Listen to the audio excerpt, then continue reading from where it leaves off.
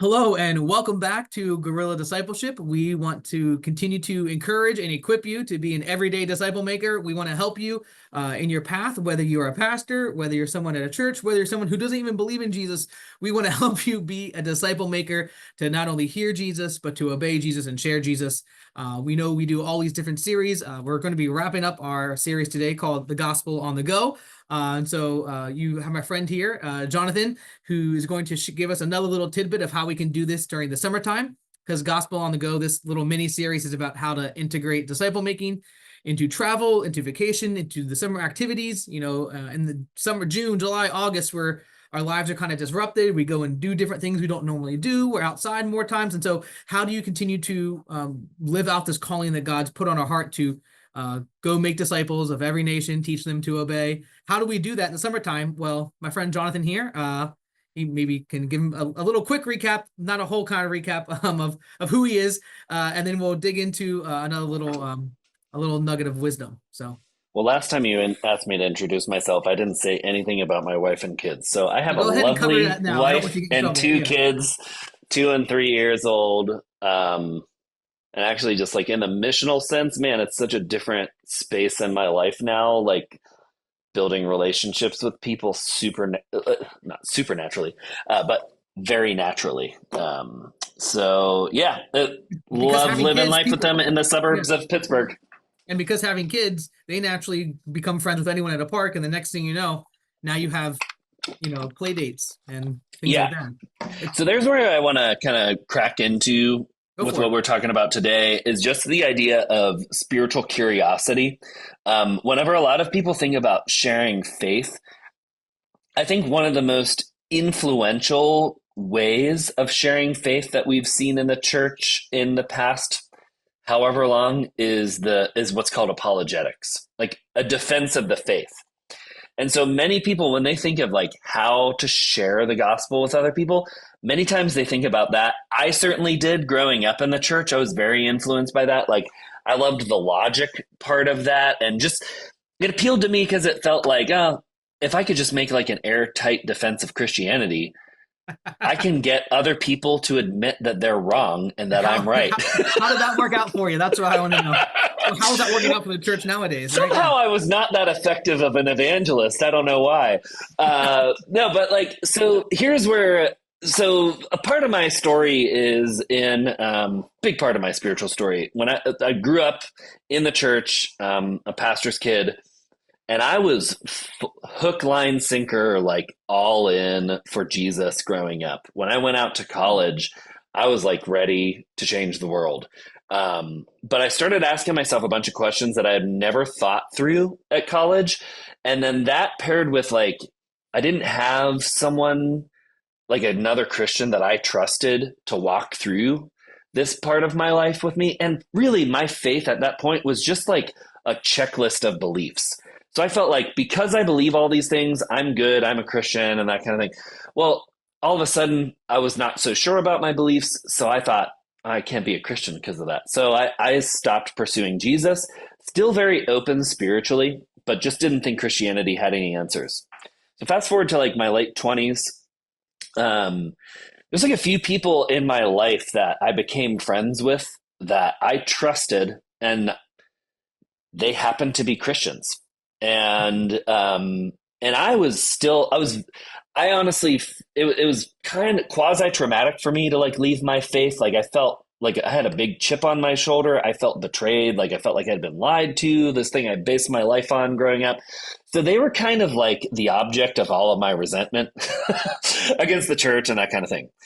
And so the way I would have dealt with this when I was growing up is I would have just argued with the person till they Hmm. figured out they were wrong. So, like, I'm using, and as a non Christian, I'm using the same tactic with my friends. so, but what shocked me is when I would make a statement like Christians are hypocritical, they'd be like, oh, well, what makes you say that? And then I'd have to be like, oh, what does make me say that? And then I would like, it's not that hard to find a reason for that. Like, so it's, say something and they go, oh, well, that's a really good point. Thanks for sharing that.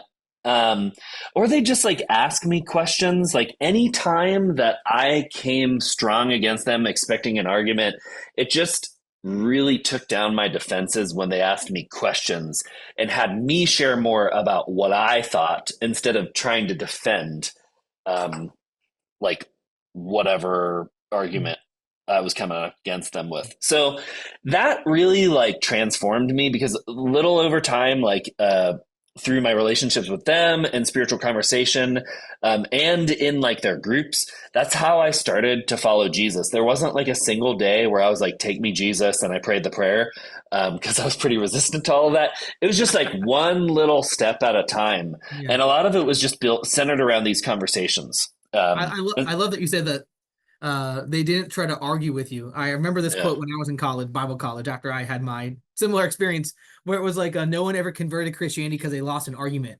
And yet we felt like for a period of time in the church that you have to argue or you have to force someone to believe a diametric question.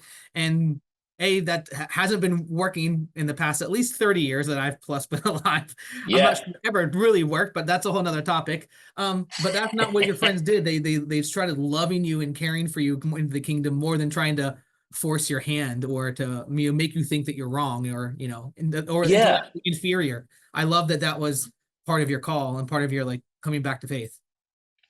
I think it also just comes from seeing other people's journey as like legitimate, like wherever they come from, there's like Mhm. so many things that I don't know about what they've faced that like if I knew those things, maybe I would have a greater understanding of why they are the way they are now. Um, one of my one of my favorite sayings of Jesus started to become Matthew 7:7 and 8. Asking, it'll be given to you. Seeking, you'll find. Knocking, the door will be open to you. One of the things I loved about that as I researched that passage was that the language he's using there is basically saying, keep on asking, keep on knocking. So there's this sense of, with many Christians, a lot of time we feel like we've crossed the finish line once we pray the prayer for salvation or whatever. No, But it like, just started. yeah, right. Yeah. Scripturally speaking, faith is an ongoing journey. Like Yeah. we're all, that's the sanctification. I'm a good Methodist, so I believe, sanctification and like how we are made. So it's this journey, right? So then there just became this like really growing conviction in me of like curiosity is like the way for spiritual conversation. Like if you want to grow in a competency to help have spiritual conversation with other people and even help lead them to faith, just get really good at asking questions. Hmm. And you'll notice like that's one thing that Jesus does all the time. He loves asking questions. Also, he's asked hundreds of questions. In fact, like the stat is like there's only 3 questions Jesus answered directly. Most of Yeah. the Other time, he times just he either follows up asked with a another question question. or tell a parable. Yeah. Exactly. Right. He just didn't Yeah. answer very So, many questions.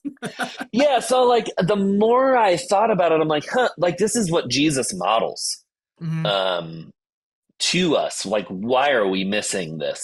And so, that really, if you want someone else to be curious about the hope you have in Jesus, just be curious yourself. Like, curiosity is contagious.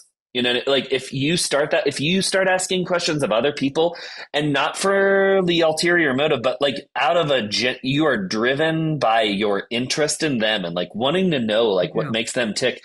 And like you can actually learn stuff from people Yeah. that are followers of Jesus, Which is good. So, like in your spiritual So, toolkit, have spiritually. We talk about Oakdale being spiritually obvious, but also be spiritually yeah. curious. So, like Yes. when you're in meeting people or getting back together with an old friend, or maybe meeting family over the summertime, you can still be spiritually curious about like what makes them tick and ask them what they believe and why they believe it, but not in a Yep. judgmental or argumentative way. This is something that I completely agree with. I think this is the better tactic. In fact, maybe even the only tactic is to, Hmm. I'll call it like building relational equity Yeah. is to pouring into someone. I often tell this story. I probably told it before that when I was doing some church planting in State College in the great state of Pennsylvania, I would The just spend greatest state of Pennsylvania. Sorry, go on. in the great. I mean, I wouldn't go greatest. I'm not that prideful, but it's up there. Anyways, in the great state, I actually would like meet people and say, "Hey, let's get coffee. I just want to like know more about you." And I would say all but 3 people. And I met with 500, 600 plus people in a couple months. That's just me. That scares some of Yeah. you. You don't have to do that. But all I would just say, like, tell me your name. Where are you from? What's your Hmm. history? What did you studying? What are you working? What are you passionate about? What does the town need? What do you think your needs are? What are your and just ask. And literally every time after about 30 to 40 minutes, most people won't let you go over 40 of just grilling them. They'll start saying like, Yeah. well, what do you believe? And why are you here? And what's your goal? And because you've Yeah. poured into them for 40 minutes, they're going to start asking you questions. And so you earn the right to speak. Like I said, only 3 people out of about 500 just let me ask them the whole entire time and never ask anything back. And I'm like, all right, they got some narcissistic tendencies. Don't give up on them. But but there's something there, and a lot of them started going like, wow, this was good. Can we do this more often? I need a friend. I have my friends don't listen to me for 30 minutes nonstop. My friends, just want to go and do something different or go and solve my problems. But you were just curious, and so I definitely think that that's the way to make disciples and to have spiritual conversations is to learn what's meaningful to people, and then you from learning what's meaningful you can then Uh-huh. uncover what's the spiritual aspects of it. Yeah. Yeah. Man, there's so much good stuff that you're saying in there. And listening is an act of love, is I think the main, I love talking. Um, You and me both.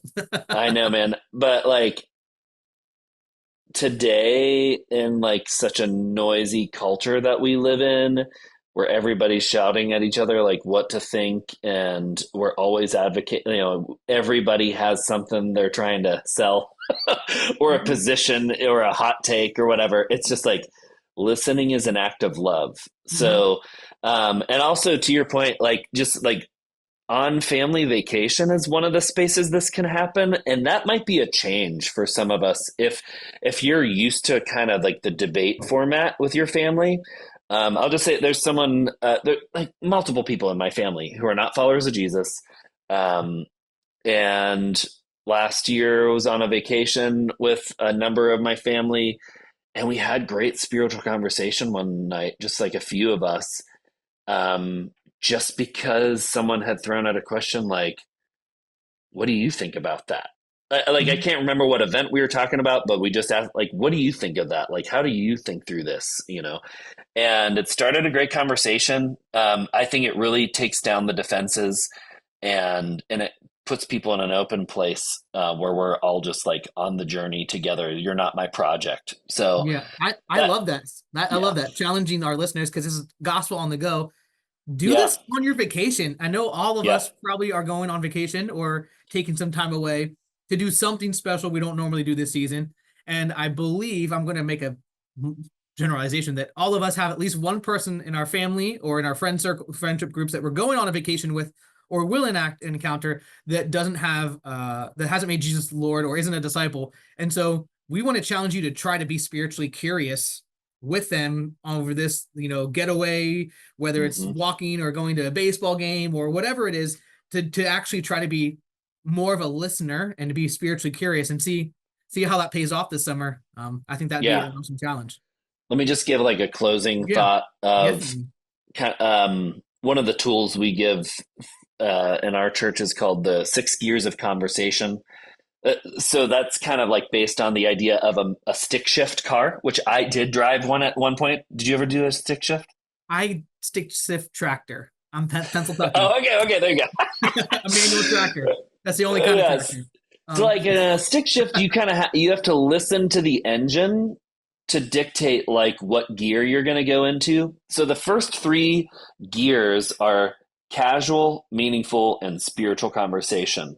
And I would say like if you want to be curious, I wouldn't start at the spiritual level if you're not that, like if you're in a if you're not talking to someone who's already you've been having meaningful conversation with, like start with just the casual thing. Get good at that, and then get to the what are things that matter, like felt needs, like about their family, their desires, their dreams, their challenges, or their hurts, that stuff. don't drive fast right off the get go. Yeah. That's right. Yeah. Like often you let them dictate the pace is the reality. Like you're not trying to drive this, you're letting them dictate it. um, Often those meaningful conversations will very naturally shift into a spiritual conversation, and you can have one of those like spiritually obvious moments that you like Yeah. to talk about of just like here's how I process that. And you know what? Like that's a great way of owning your perspective, which other people want to hear if you're listening to them. If They you're don't want to hear it listening, if you, if you're yeah, listening. they don't want to hear it if you're just like, if it's only about your perspective or if it feels like you're always waiting your turn to talk. You know what I mean? Mhm. Like, so it really involves active listening and yeah, just letting them dictate how that goes. So there it You is. want to tell us the other three gears before we wrap up? Or Yeah. no? So the 6 gears of conversation are casual, meaningful, spiritual. And then the other like three are salvation. So like where you're inviting someone to entrust their lives to Jesus. Maturity is the next one. So you're basically helping someone take steps in faith. So and then there's leadership. Like how are you helping them make disciples? And then also there's the reverse gear, right? You can always like downshift as you need to. So sometimes we get some good traction, but then maybe something takes place that we need to You're downshift. starting to get into So spiritual and you notice some pushback. I was like, okay, let's not put so much pressure yeah, on them. Yeah. And exactly. in Oakdale, we would put our fourth gear as discovery because we want people to discover who Jesus is. But that's not far from Yes. the salvation thing. But anyways, those are awesome. I love that you guys have something similar that you have a tool for. So Completely agree on the discovery thing too, by the yeah. way. So it's like after you've had some spiritual conversation, there's where it's like an obvious invitation to like reading the Bible together with DBS or something like that. Yeah.